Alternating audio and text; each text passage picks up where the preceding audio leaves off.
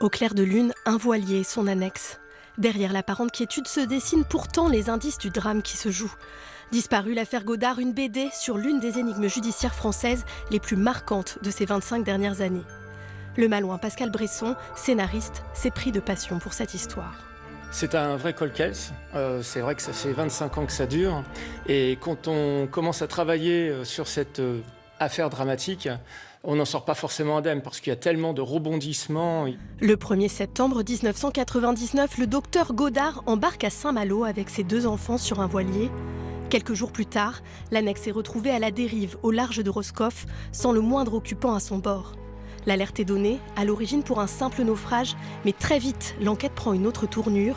Des traces de sang sont retrouvées au domicile familial, celui de l'épouse du médecin, Marie-France Godard.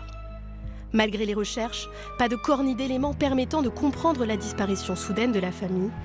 Au cours des mois et des années suivantes, sur la côte nord de la Bretagne ou en mer, des nouveaux éléments viennent épaissir le mystère. Un gilet, puis un canot de sauvetage sont retrouvés, des papiers, des cartes de crédit, puis le crâne d'un des enfants, et enfin des ossements du père de famille.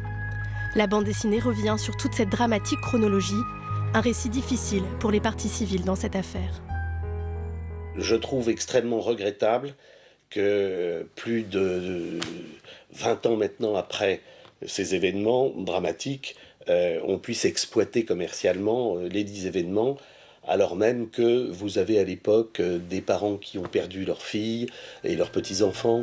Pour le scénariste, c'est pourtant un travail de mémoire qu'il cherche aujourd'hui à livrer avec cette bande dessinée. Faute d'éléments en 2012, le juge d'instruction a prononcé un non-lieu dans cette affaire.